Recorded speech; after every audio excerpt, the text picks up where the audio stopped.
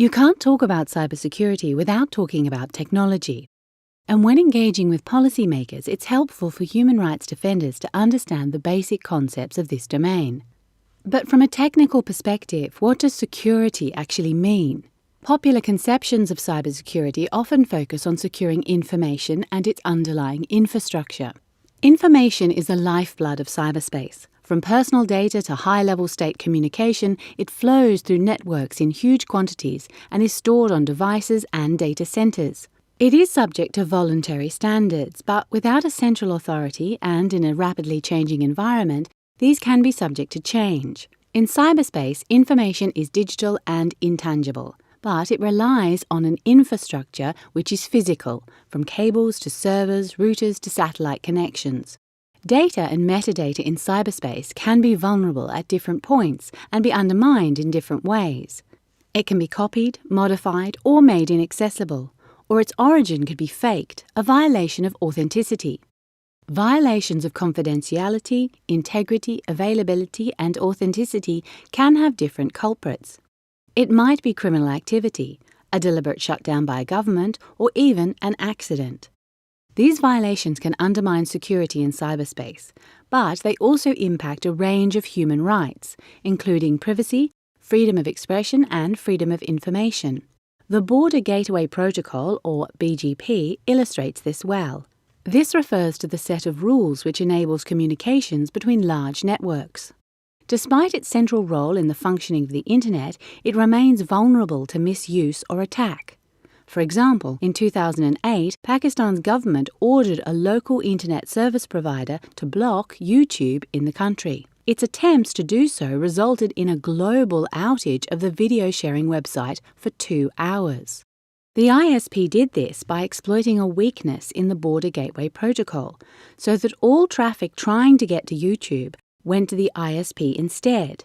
As a result, YouTube became unavailable.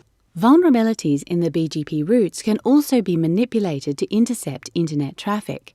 Man-in-the-middle attacks work by redirecting large quantities of traffic to an unauthorized router. If the data is unencrypted, those controlling the router can then monitor or tamper with it before sending it on its way, without the owner of the data knowing anything has happened.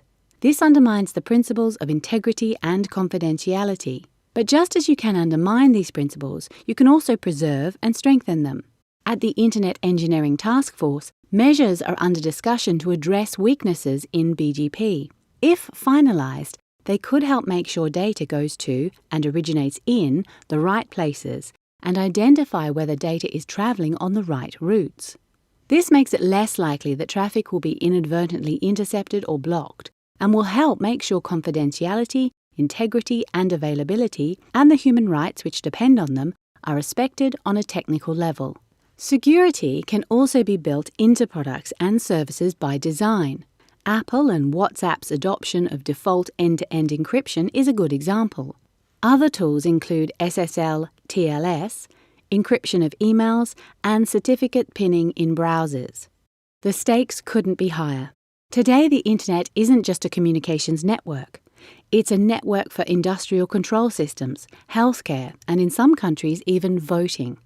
As our reliance on networked systems and technology increases, the risks associated with insecure networks also increase.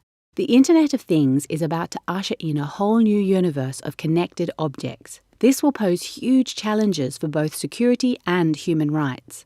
A big part of the solution is technical, as we've seen, but it's not the whole picture. Let's look again at the incident in Pakistan. After a few hours, YouTube was restored at the global level by a technical fix. But in Pakistan itself, the censorship order didn't go away, and YouTube remained blocked there until the offending content was removed.